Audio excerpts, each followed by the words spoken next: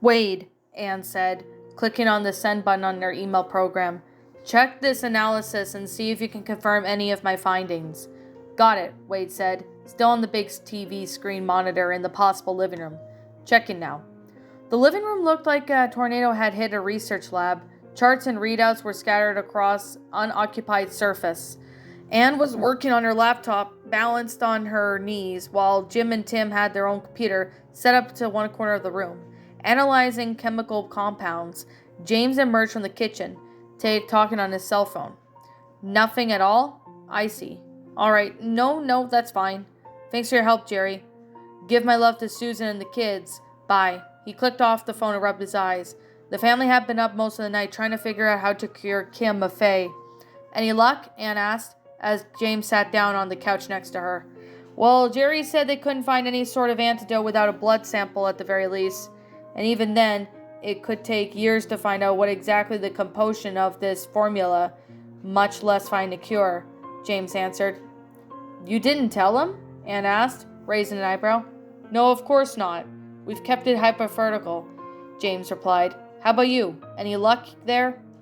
Anne sighed and looked at the TV. Wade, I wish I could say you were wrong, Dr. Possible, but...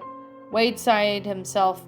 You were right. The Jekyll formula bonds and rewrites of the subject's DNA, affecting physical change. What? James asked. Physical change? Singular? Right, Wade said. Dr. Jekyll needed a dose of the formula to change into Mr. Hyde, and another dose to change back into Jekyll again. But DNA may refine it, concentrate it, and modify the formula. So now, Anne continued, Kim changes into Faye anytime she's knocked out or goes to sleep. I am still not sure is that how the scheduled changes are happening, or how Faye knows when one of her times is supposed to occur. But even then, that doesn't click with what we know about Dr. Jekyll's case. How so? James asked. Well, if the novel is anywhere near accurate, Dr. Jekyll and Mr. Hyde both had shared memory. They knew each other very well, and other one did say they were active. Kim and Faye don't. How does that even work exactly? I hate to sound like this, but I'm enjoying this, but it's fascinating. Every time Kim changes, sections of her hippocampus are closed off and her other parts open. The process reverses itself when Faye turns back to Kim. It may be a side effect of DNA modifications, but without more dilated analysis, there's no way of knowing. But wouldn't that mean Kim's brain chemistry is changing well? James asked. Anne nodded. The problem is that brain chemistry can't change that fast, and it isn't meant to. The only way this would happen is if the substantial DNA modification, which there is. Wade continued from the TV, and that leads us to the main problem. The constant changes are shredding Kim's DNA. Her body is trying to force her to stabilize. Except her body doesn't care who she stabilizes, as I've been doing some comparisons, and the time Kim stays as Faye is starting to get longer during the unscheduled changes. If something isn't done to stop the changes soon, we figured two of the things would happen. Either she'll stabilize on her own, or the odds will she'll be Faye, and when she does, or... Wade trailed off. James frowned. Or what? What will happen if she doesn't stabilize? Wade swallowed visibly. If she doesn't stabilize, Kim's DNA will wear out, and then she'll most likely be dead before she reaches 20. 20? It's an optimistic estimate, Anne said quietly. All we know is she could drop dead next week. Well then, James said after a moment, let's get back to work. A solution isn't going to present itself. Remember, anything is possible for... Please, Anne interrupted. Not now, James.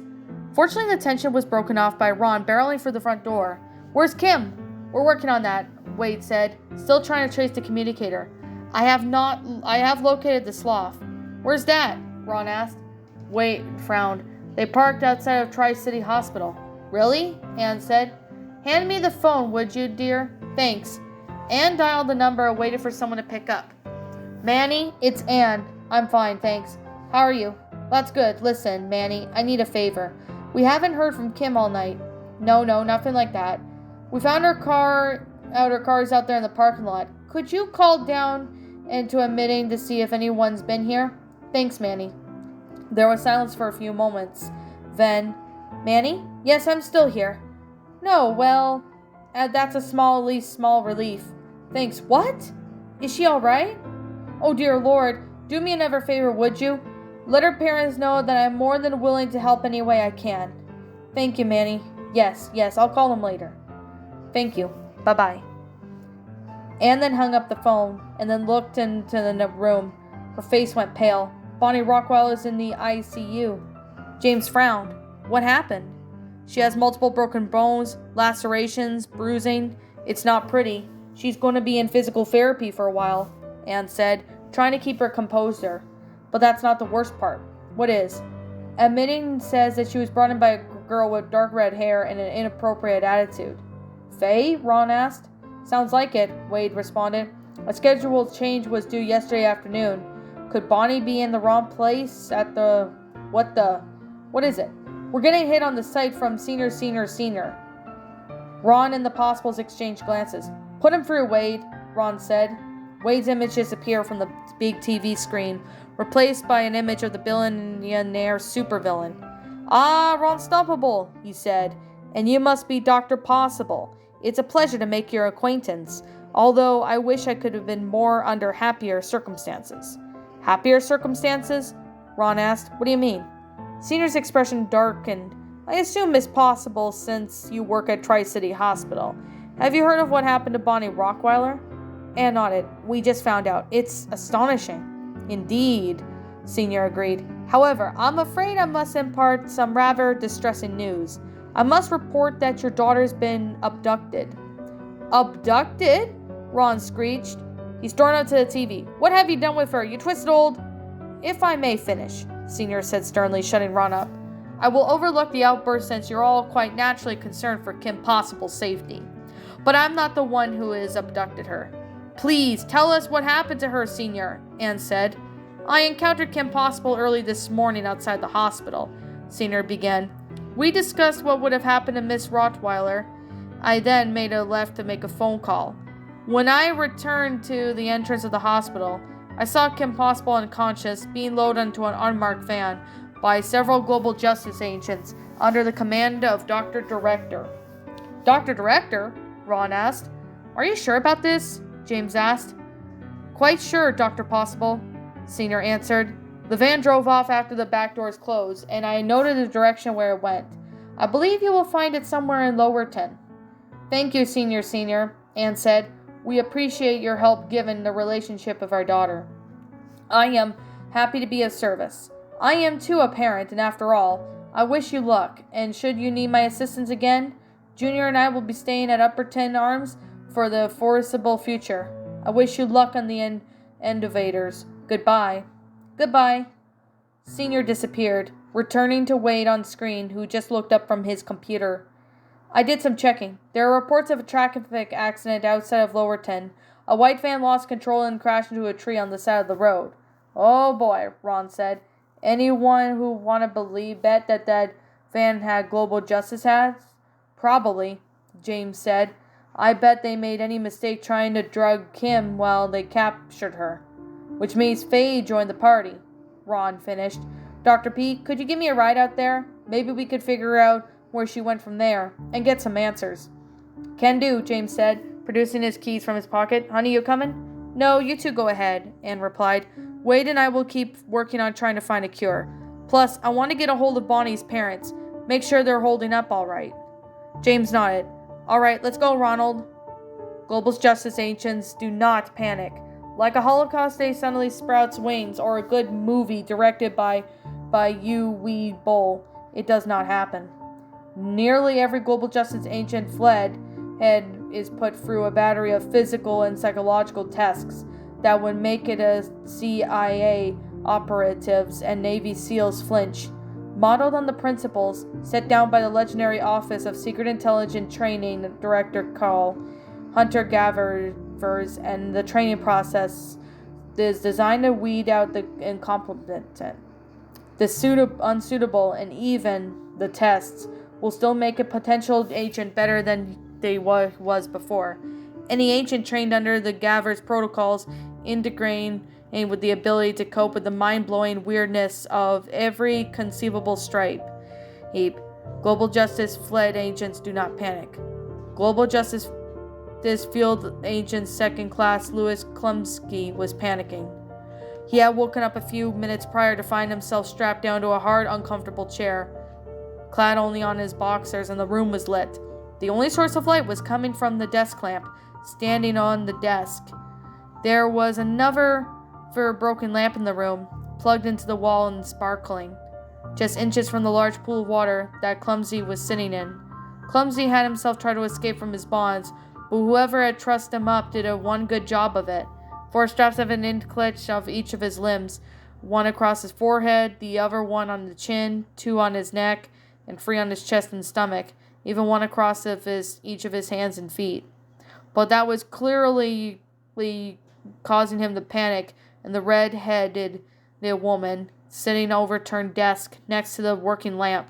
Klumsky knew that they were pulling a black bag job on Kim possible, and even if he knew he was undergoing severe personality changes, Dr. Redditor trusted the operatives that she had been taken onto the mission to keep their mouths shut. But something had gone wrong. Dr. Director had knocked Kim Possible out, and they had loaded her onto the back of the van.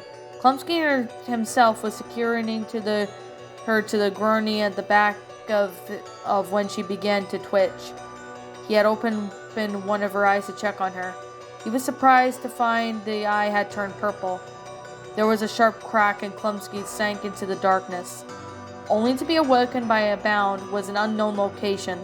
Sparking lamp just inches around electrocuting him, and his red-headed captor was being blacklit by only the light source of such a way that he couldn't even make out her face. But the aurora of menace was unmistakable. The woman didn't even give second thoughts into killing him, most likely in doing the painful way possible, regardless of whatever he talked or not. "I want answers," the woman said simply. "Are you going to give them to me?" Klumsky swallowed. "I'm not obligated to tell you anything beyond my name, rank, and serial number." The woman tilted her head. "You're laboring under the impression that Geneva Convention actually applies here. So you're assuming that if it did apply, I would even give a damn." So the woman said, "What would Betty be hoping to accomplish with her dirty little trick, "I'm sorry," Klumsky answered. "I can't really tell you anything, Miss Possible, no matter what you threaten to do to me." The woman tilted her head. "Kimmy? You think I'm Kimmy?" She let out a shrill laugh. "Oh, that's rich." She then hopped off the desk and moved closer to Klumsky, and the change in lighting made her features more easier to see, particularly the glimmering purple eyes. "No, I'm not Kimmy," Faye Morgan said, reaching down and picking up the sparkling lamp. "The one difference between her and her friend is..." She lowered the lamp closer in the puddle of water at Klumsky's feet. Sweat began landing on the agent's forehead right above his terrified eyes. "I don't make threats," Faye finished, letting the lamp fall from her fingers. James and Ron stared at the wreckage of the Global Justice van. It looked like the van had been forced off of the opposite lane of traffic, hit a rock, overturned, and then smashed alongside of the tree. The windows were blown out, and one of the back doors had been completely torn off. Police and EMTs were already on the scene. Ron jumped out of the car and saw a paramedic team loading Dr. Director into the back of the ambulance. "Dr. Director!" he called, pushing his way past the uniforms blocking his path. Director put a hand up, stopping the EMTs. Ron then dashed to her side. "Where's Kim?" he demanded. "Not sure," Ron answered faintly. "Ordered to bring her in, dropped her up, and then we crashed." "Faye," Ron muttered. He looked at the Global Justice Leader. "Where did she go?" "She kicked the door back of the back, grabbed Klumsky, and I think she stole somebody's truck, Ronald." "I'm sorry." Director's voice faded out as she sedated to the EMTs had given her to hold out. Ron then stepped back, allowing the EMTs to finish loading her onto the ambulance. "Find out anything?" James asked, trying to come up to Ron. "Dr. Director admits that they were trying to kidnap her," Ron said, with a frown on his face. "But Faye took over and caused the wreck." "So she's out here somewhere," James replied. "Well, I hate to say this, but I'd rather have Faye out there than Kimmy locked up in some cell somewhere." "Yeah," Ron said. But she also did say that Faye made off with one of her global justice agents, and given what happened to Bonnie... Excuse me for a second, Dr. P? Ron then crossed the accident scene to a couple of highway patroller officers who were talking to the driver of the truck that Faye had stolen. He didn't speak directly towards the troopers or the driver, but got close enough to hear the conversation. Red-headed girl came out of the van, hauling some guy over her shoulder. "Damnedest thing I've ever seen," the driver was saying. Guy must have been twice her size, anyway. She leaped out of in front of me, and when I stopped, she threw him in the back, dragged me out of the window, and started heading off in the direction with it. Rhonda just looked at the road, frowning. The road led into the dismissal industrial section of Lowerton. Nothing much but warehouses and derelict buildings. Just the kind of place she would try to torture someone, Ron thought. She then headed back towards James. "Hey, Dr. P, can you drop me off at the..." He was interrupted by his cell phone going off. "One sec. Hello? Ron," came Wade's voice over the speaker. "I finally tracked down the communicator signal. She's in the warehouse district of Lowerton?" Ron finished. "Yeah," Wade said, pointing evident in his voice. "How did you know?" "Just a little good old-fashioned detective word, Wade, my man." "All right, Master Sleuth. Before you go running off, Kim's mom needs you and Dr. Possible back. We think we may have a solution." "A cure?" Ron asked. "You guys have found a cure?" "No, not a cure. A solution. We're still ironing out the bugs, but for its work, we need to find Kim or Faye." "I'll get Dr. P to drop me off at the Sleuth, and we'll be right over. Catch you in a few." Ron clicked off the phone and then turned to James. "They have a solution?" James asked. Ron nodded. "But there's something planning involved. Can you drop me off so I can get to Kim's car? Wade's got a lock on her, and as soon as we have the plan figured out, I can go and get her, them, whatever. No problemo." Klumsky's eyes opened, and he realized that he wasn't being electrocuted. His vision had focus and relaxed slightly as he saw Kim Possible kneeling in front of him, the lamp dangling from her fingers just above the puddle of water. "You're welcome," Kim said, her expression neutral. Her tone of voice made Klumsky thinking relaxing wasn't exactly a good plan. He began. Kim held her up her other hand. "Don't get too uncomfortable. I want answers. I'm assuming she brought you here to get them." "Like I said, I'm not authorized to..." Klumsky's breath was then knocked out as Kim kicked the back of his legs off the chair, causing the global justice agent to slam flat on his back. Kim then stood over him, leaning forward on one knee. "Wrong answer," she said quietly, her expression still neutral. "I am still a single stalibus. What does global justice want with me?" Clumsy wasn't sure which set of eyes were worse, the purple manic ones, which looked at him, wondering if he was going to take long to peel off his skin, or the cold dead green ones. There was nothing more than source of this information. His mouth started moving to no input in his brain. "It isn't you they want, it's her. Global Justice wants Faye? For what?" Kim asked, frowning. Non-GDJ, ICAD. Clumsy's eyes then widened and slammed his mouth shut. "ICAD? Who's ICAD?" Klumsky shook his head, refusing to open his mouth. Kim's lips then curled into a snarl before he hurled up and trussed up the agent upright. "Let me make this clear right now. The only thing between you and her is me, and all I have to do is let my guard down and she comes out to play, and even given that everything's happened recently, so I'm not so sure if I feel like enforcing the rules with her. So who is ICAD? Clumsy swallowed again. His voice came out a croak. "If I tell you, if I could, but believe me, Miss Possible, nothing that the other one could do to compares to me what they'll do to me if I tell you anything else." Kim then frowned as she looked away, ready to point at the agent's senselessness with her surprise. Her phone wall rang. She picked up to her surprise. She let go of Klumsky and answered the phone. "Hello? Kim, it's Wade." "Wade, thank God," Kim said, relief and flooding her voice. "Look, something seriously whacked is happening here. I've got global justice trying to kidnap me, and there's something more. I need you to dig up anything you can on this organization called ICAD. They are connected to global justice somehow. And also, get a hold of Ron and my parents and tell them where I'm..." "Kim, hang on. There's something you need to know."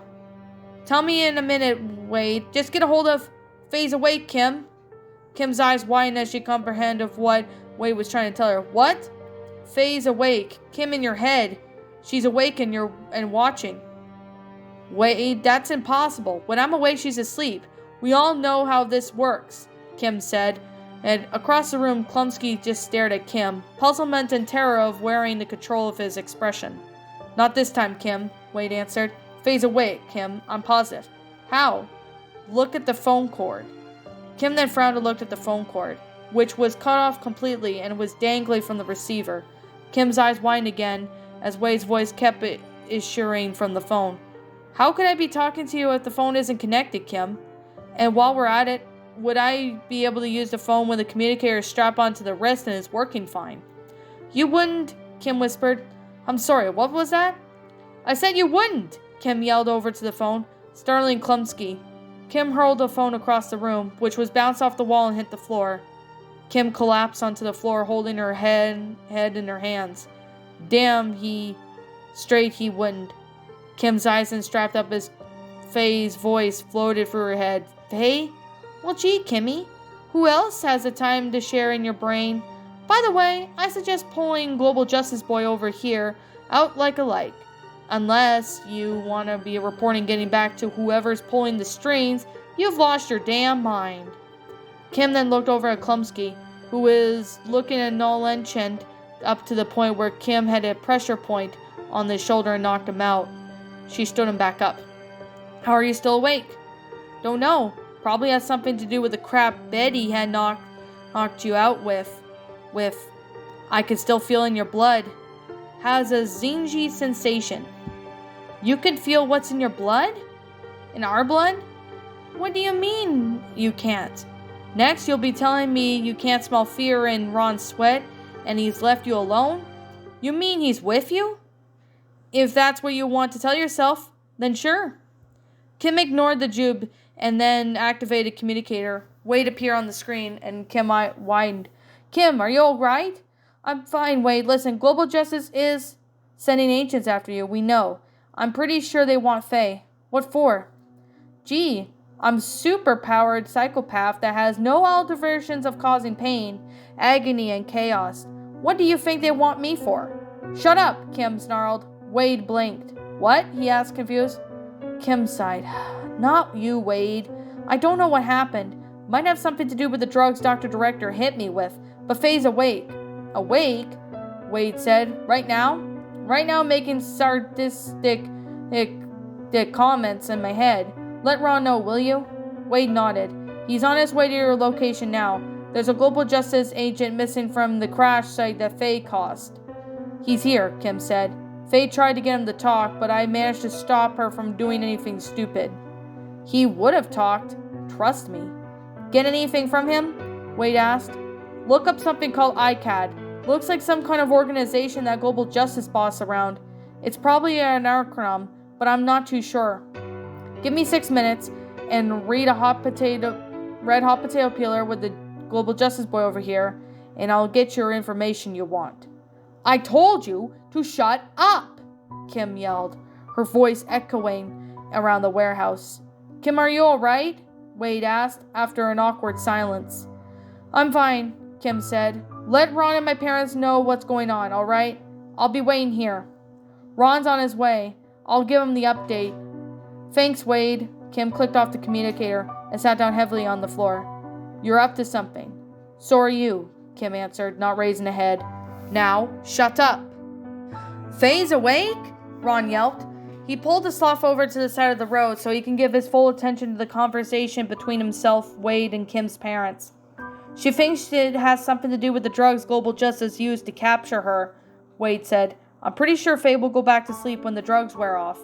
So what's our plan? Anne said, on the other half of the split screen. It looks like on hold for now, Wade answered, but at least until Faye goes back to sleep. As long as they're both awake, Faye can use Kim for information. And what Kim knows, they both know. Anne nodded grimly. Ron, keep that syringe on you. Once it seems clear that Faye isn't awake anymore, tell Kim what's happening. But if you have to, ambush one of them. Not really crazy about that idea, Dr. P, Ron said. Use it as a last resort then, James said sternly. The clock is ticking. Ronald, don't forget it. Ron sighed. Right, sorry, Dr. P. She's in the warehouse about 3 miles from your current position, Ron, Wade said. She's waiting for you. What's up, Wade? Ron asked. Draken, Wade answered. He's in Paris with an army of robotic chiropractors, Ann and James echoed. Ron groaned. Any chance we can let him wait for a while, Wade? Not really. They're already running rampant. The French government is calling for Kim on this one. What do we do? Ron frowned. We go with the plan as before, and we'll have to take the mission. Otherwise, Faye is going to get suspicious, and what's really going to mess things up. And what happens if Wade doesn't take over for the mission? Wade asked. We'll burn that bridge when it comes down to it, Ron answered. Any objections? Kim's parents looked at each other, and then back at the screen. Do what you have to, Ron, Anne said, simply nodded. I'll let them know you're coming, he said. Kim's spare mission clothes are in the trunk. Thanks, Wade, Ron said. He put the car in the drive and then headed to the warehouse. Dr. Director sank gratefully into her office chair. Getting out of the Tri-City Hospital was a pain in the ass, but better than asking a lot of inconvenient questions when Kimberly's mother showed up. The abduction had been a mistake. She could have approached Kim directly and told her exactly what's going on. They may have been able to buy some time or work out in a way with the deal with ICAD. But then she had blown it, let the fear to get the best of her, and now she had 16 stitches in her scalp and her left arm in a cast. Kim Possible would likely never trust her again. Director winced and a lot of pain shot through her arm. She pulled out the prescription bottle and took out a few pills and swallowed them. She then reached into the bottom of the drawer in her desk, producing a bottle of scotch. She took a swig and washed the pills down. She then leaned back in the chair and sighed heavily. At that moment, the phone rang. Director groaned and hit the speakerphone button. Director? What went wrong, Betty? Came the voice of ICAD 1. I listened to you. That's what's went wrong, Director answered. Cued, one responded. I thought you can handle one simple black bag. Betty, I am severely disappointed. Well, that puts you down here with the rest of us. Your insolence is making it all I have to do easier. Director frowned and sat up. What do you mean? You failed, Betty, and I want possible, but since you seem incapable of bringing her to me, I'm going to have to take matters into my own hands. Over my dead body. You might want to consider choosing your words more carefully. There was a knock on the office door. Dr. Director looked up. What? She demanded. The door opened again, admitting 3 Global Justice agents and Agent Will Do. What is it, Will Agent Do? Dr. Director asked. Do's face was expressionless. Dr. Director, under orders from the ICAD 1, I am relieving you out of command of Global Justice, effective immediately. I'm also afraid that we will have to take you into protective custody. You what? Director asked, getting to her feet. Protection from who? Well, Kim Possible for one, ICAD answered. I doubt she'll be happy when she wakes up. If you think Kimberly is going to be stupid enough to come after me for revenge, letting you get your claws on her, frankly, Doctor, I am no longer interested in your opinion. Gentlemen, please take Dr. Director to the isolation shells. Agent Do. I am appointing the interim head of Global Justice. Thank you, sir, Do said to the other agents. Not unkindly, they took Dr. Director into custody. As she passed Do, Director looked up. You have no idea what you're in for. I'm sorry, Dr. Director, Do replied, but it's out of my hands. I hope it's worth it, because if I ever get back, Dr. Director fixed Do with a steely glare. You are finished, Agent Do. She didn't want to wait for a response and looked at the guards. Get me out of here. The room went silent as Dr. Director was escorted out. When the door closed, ICAD 1 spoke again. All right, now that that's taken care of Agent Do, sir, if revenge won't motivate Possible to come to us, we'll have to raise the skates, extend the invitation for the Possible family to visit us. An invitation, sir? Duet said. Don't insult your intelligence, Do, ICAD 1 said coldly. Black bag Possibles, and while we're at it, the black bag Stoppables and Wade Load. I want them here now. Yes, sir, Dew said emotionlessly. There was a click as ICAD hung up. As soon as he heard the click, Dew sighed. He didn't like it. But orders were orders, and he had no intention of ending up in the isolation cells with Dr. Director. He picked up the phone and dialed the number. Prepare a strike team. We have free black bags to run.